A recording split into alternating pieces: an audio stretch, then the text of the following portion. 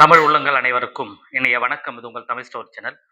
ரொம்ப முக்கியமான விஷயம் என்ன அப்படின்னா, எம்சிசில இருந்து அதாவது மெடிக்கல் கவுன்சில் கமிட்டி எம்சிசில இருந்து சில முக்கியமான ரூல்ஸ்லாம் வந்து சொல்லியிருந்தாங்க. பட் அத பத்திய ஒரு இன்ஃபர்மேஷன் வந்து உங்களுக்கு நான் ஷேர் பண்ணணும் அப்படின்றதுக்காக தான் இந்த வீடியோல மெயினா நம்ம சொல்றது. எம்சிசி அப்படின்றது என்னன்னு தெரியும். அதாவது all India quota counselling all India quota counselling conduct பண்றதுன்னா எம்சிசி தான் மெடிக்கல் கவுன்சில் கமிட்டி. இவங்க தான் வந்து அத ப்ராசஸ் பண்றது அப்படின்றது உங்களுக்கு தெரியும். இவங்க நமக்கு தெரிஞ்ச மாதிரி எய்ம்ஸ், சென்ட்ரல் யூனிவர்சிட்டீஸ், டீம்டு யூனிவர்சிட்டி இங்க இருக்கிற அனைத்து சீட்டுமே இவங்க தான் ஃபில் பண்றாங்க. 100% சீட்டு. இது இல்லாம எய்ம் அ இது ஆல் இண்டியா அதாவது ஸ்டேட்ஸ்ல இருக்கிற அ மெடிக்கல் காலேஜ்ல கவர்ன்மென்ட் மெடிக்கல் காலேஜ் 15% சீட்டுமே வந்து இவங்க தான் ஃபில் பண்றாங்க. ரைட்டுங்களா? அதாவது உதாரணத்துக்கு வந்து ஒரு 100 சீட் இருக்கிற ஒரு காலேஜ்ல 15 சீட் வந்து கவர்ன்மென்ட் கோட்டா அதாவது அந்த ஸ்டேட் கவர்ன்மென்ட் வந்து ஃபில் பண்ணிக்கலாம் அப்படின்றது. அதே மீதி இருக்கிறதுல அந்தந்த ஸ்டேட் கவர்ன்மென்ட் 85% அந்த ஸ்டேட் கவர்ன்மென்ட் வந்து ஃபில் பண்ணிப்பாங்க. 15% மட்டும் இந்த ஆல் இண்டியா கோட்டால இருந்து ஃபில் பண்ணிப்பாங்கன்னு உங்களுக்கு தெரியும். இது வந்து நார்மலா நடக்கிற கவுன்சிலிங் ப்ராசஸ். இந்த ப்ராசஸ்ல அத 15% தான் குடுக்குறாங்க ஆல் இண்டியா கோட்டாக்கு அப்படின்னு சொல்லும்போது, இந்தியால இருக்கிற அனைத்து மாணவர்களுமே யார் வேணா அந்த 15 சீட்டுக்காக 100 காலேஜ் 100 சீட் இருக்கிற ஒரு காலேஜ்ல அந்த 15 சீட்டுக்கு போட்டியிடலாம் அப்படின்றது. இந்த 15 சீட்டுக்கு என்ன சொல்றாங்க அப்படின்னு பார்த்தீங்கன்னா, இதுல வந்து 2 விஷயம் இருக்கு. ஆல் இண்டியா கோட்டா கவுன்சிலிங் நடத்துறதுல முக்கியமான அந்த ரூல்ஸ் அப்படின்றது ஒரே ஒரு விஷயம். நீங்க வந்து கவுன்சிலிங்ல பார்ட்டிசிபேட் பண்றீங்க. ஃபர்ஸ்ட் ரவுண்ட்ல உங்களுக்கு ஒரு சீட் கிடைச்சிருக்கு. கிடைச்சது அப்படின்னு சொன்னா, நீங்க போய் ஜாயின் பண்ணிட்டீங்க. எந்த பிரச்சனையும் இல்ல. அது மட்டுமே போதும்னா, அது எந்த இஷ்யூமே கிடையாது. ஆஸ் யூசுவல் எப்பயும் போல நீங்க சேர்ந்துக்கலாம். அதுவே நீங்க ஃபர்ஸ்ட் ரவுண்ட்ல சேர்ந்துட்டீங்க ஒரு காலேஜ்ல போய் ஜாயின் பண்ணியிருக்கீங்க. அதாவது பிசிக்கலா போய் ரிப்போர்ட் பண்ணிட்டீங்க. சர்டிஃபிகேட் வெரிஃபிகேஷன்லாம் வச்சு ரிப்போர்ட் பண்ணியாச்சு.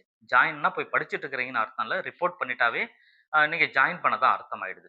அப்படி ஜாயின் பண்ணதுக்கு அப்புறம், திரும்ப வந்து 2ண்ட் ரவுண்ட் கவுன்சிலிங் நடக்கும். அந்த 2ண்ட் ரவுண்ட் கவுன்சிலிங்ல வந்து உங்களுக்கு மேபி இந்த காலேஜ் உங்களுக்கு ஜாயின் பண்றதுக்கு அலாட்மெண்ட் ஆன காலேஜ் உங்களுக்கு புடிக்கல அப்படின்ற பட்சத்தில, நம்ம என்ன பண்ணலாம்? அப்கிரேடேஷன் பண்ணலாம். அப்கிரேடேஷன். 2ண்ட் ரவுண்ட்ல வேற ஒரு காலேஜ் எனக்கு தேவைப்படுதுன்னு சொல்லி நீங்க அப்கிரேடேஷன் பண்ண முடியும். அந்த அப்கிரேடேஷன் பண்ணும்பொழுது, இத்தன வருடமா எப்படி இருந்தது? நீங்க அப்கிரேடேஷன் பண்ணிட்டீங்க. அப்கிரேடேஷன் பண்ணதுல ஒரு சீட் கிடைச்சிருக்கு அப்படின்னா, மறுபடியும் நேர்ல தான் அந்த காலேஜ்ல போய் ரிப்போர்ட் பண்ணணும் அப்படின்ற சூழ்நிலை இருந்தது.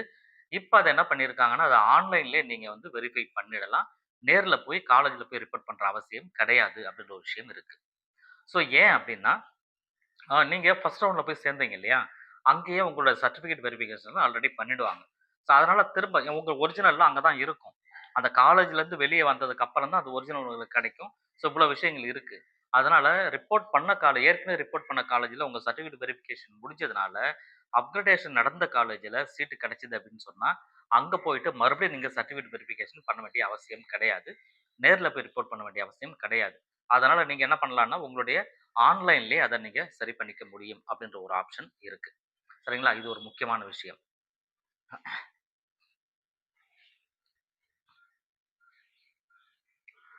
அதேபோல நீங்க ஒரு காலேஜ்ல சீட்டு கிடைச்சிருக்கு உங்களுக்கு. அது வந்து எந்த ரவுண்டு ஃபர்ஸ்ட் ரவுண்ட்ல சீட்டு கிடைச்சிருக்குன்னு வச்சுக்கோங்களேன். ஃபர்ஸ்ட் ரவுண்ட்ல சீட்டு கிடைச்சது. அந்த ரவுண்ட்ல இருக்க ஏதோ ஒரு ரீசன் உங்களுக்கு காலேஜ்ல இருந்து வெளிய போக வேண்டிய சூழ்நிலை இருக்கு அப்படின்ற பட்சத்தில, ரெசிக்னேஷன் பண்ண முடியும். 2ண்ட் ரவுண்ட்லயே கூட சரி. ரெசிக்னேஷன் பண்ணலாம். அந்த ரெசிக்னேஷன் பண்றதுக்கு கூட முன்னாடிலாம் என்னன்னா நேர்ல தான் போகணும். நேர்ல போயிட்டு நீங்க ஒரு டீட்டெயில் ஃபார்ம் இருக்கும். அந்த ஃபார்ம்லாம் ஃபில் பண்ணி அங்க காலேஜ்ல குடுத்து ரெசிக்னேஷன் லெட்டர் குடுத்து சப்மிட் பண்ண வேண்டியதெல்லாம் இருந்தது. இப்பயும் அத என்ன பண்ணியிருக்காங்க, அதையுமே நீங்க ஆன்லைன்ல உங்க ரெசிக்னேஷன சரி பண்ணலாம். ஆனா, வித்தின் வந்து அவங்க எந்த டேட் சொல்லியிருக்காங்க, அந்த டேட்டுக்குள்ள அந்த விஷயத்த பண்ணணும். டேட்டுக்கு அப்புறம் பண்ண முடியாது. போர்ட்டல் வந்து குளோஸ் ஆயிடும். அவங்க எந்த டேட் சொல்லியிருக்காங்களோ, அந்த டேட்டுக்கு முன்னாடி நீங்க உங்க ரெசிக்னேஷன் பண்ணணும்னா, அந்த ஆன்லைன்லயே போயிட்டு, அதே வெப்சைட்ல போயிட்டு, ஒரு லிங்க்லாம் குடுத்துருப்பாங்க. அது வழியா போயிட்டு நீங்க உங்க ரெசிக்னேஷன அப்ளை பண்ணிக்கலாம். ஆனா, அந்த டேட்டுக்கு அப்புறம் உங்களால கண்டிப்பா அந்த ஆன்லைன் உள்ளயே போக முடியாது. அது அந்த போர்ட்டல் குளோஸ் ஆயிடும். சரிங்களா? அந்த ஒரு விஷயமும் இருக்கு. அப்போ இந்த மாரி விஷயங்கள்லாம் வந்து என்ஆர்ஐக்குமே சில விஷயங்கள்லாம் சொல்லியிருக்காங்க. அப்படின்னும்போது இந்த மாரி விஷயங்கள் சின்ன சின்ன சேஞ்சஸ் கொண்டு வராங்க. இது இல்லாம நெறைய வெரிஃபிகேஷன் ப்ராசஸ் வந்து கம்ப்ளீட் பண்றாங்க.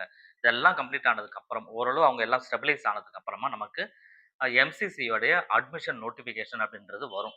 அது வந்ததுக்கு அப்புறம் நீங்க ஆல் இண்டியா கோட்டாக்கு அப்ளை பண்ற மாணவர்களா இருக்கிற பட்சத்தில, தமிழ்நாடு மெடிக்கல் செலக்ஷனுக்கும் நீங்க அப்ளை பண்ணலாம். அதே நேரத்தில அதே மாணவர் ஆல் இண்டியா கோட்டாக்கும் அப்ளை பண்ணலாம். 2த்துக்குமே நீங்க அப்ளை பண்ணலாம். அதுல எந்த தவறுமே கிடையாது. உங்களுக்கு எங்க சீட்டு கிடைக்குதோ அங்க நீங்க படிக்கலாம். ஆல் இண்டியா கோட்டானா இந்தியால இருக்கிற வேற எங்கேயாவது தான் நமக்கு கிடைக்குமா அப்படின்ற கட்டாயம் கிடையாது.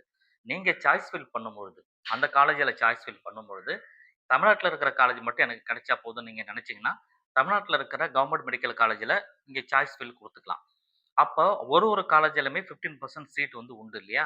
அந்த 15%ல உங்களுக்கு உங்களுக்கு போதுமான அளவுக்கு மதிப்பெண் இருந்தது அப்படின்னா, உங்களுக்கு அந்த காலேஜ்லயே சீட் கிடைச்சிரும். பெரும்பாலும் வந்து அ நல்ல மார்க் எடுத்திருக்கிற மாணவர்களுக்கு தாராளமா நீங்க ஆல் இண்டியா கோட்டா வழியா நீங்க உங்களுடைய ஸ்டேட் கவர்ன்மெண்ட் காலேஜ்ல நீங்க படிக்க முடியும்.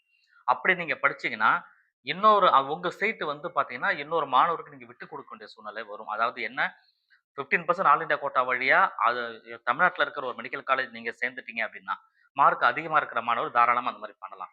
அப்படி சேர்ந்துட்டீங்கன்னா, நீங்க ஸ்டேட் கவுன்சிலிங் மூலமா அப்ளை பண்ணியிருப்பீங்க இல்லையா? அத விட உங்களுக்கு சீட் எடுத்திருக்க மாட்டீங்க. ஏன்னா ஆல்ரெடி ஆல் இண்டியா கோட்டாவோட உங்களுக்கு சீட் கிடைச்சிருச்சுன்னா, நீங்க திரும்ப போய் ஸ்டேட் கவர்ன்மெண்ட் வழியா நீங்க எடுக்க முடியாது. அதே காலேஜ்ல. அப்படின்ற பட்சத்தில அந்த அந்த அந்த சீட் வந்து அந்த கவுன்சிலிங்ல உங்களால பார்ட்டிசிபேட் பண்ண முடியாது. அந்த நேரங்கள்ல என்ன பண்ணலாம், நீங்க சேர வேண்டிய இருந்த அந்த சீட்டு, இன்னொரு மாணவருக்கு கிடைக்கும். இது ஒரு நல்ல ஒரு விஷயம். உங்களுக்கு ஆல்ரெடி சீட் கிடைச்சிருச்சு.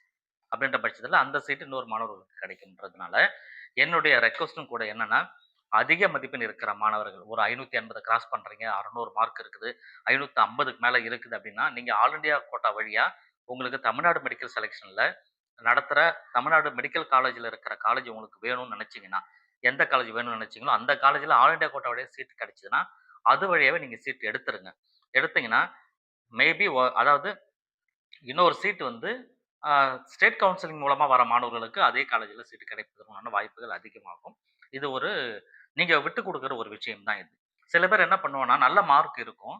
ஆனா, ஆல் இண்டியா கோட்டா வழியா அப்ளை பண்ணாம, நான் ஸ்டேட் கவுன்சிலிங் மூலமா அப்ளை பண்ணிக்கிறேங்க அப்டின்னா, அங்க என்ன நடக்கும்? உங்களுக்கு சீட்டு கிடைக்கும்.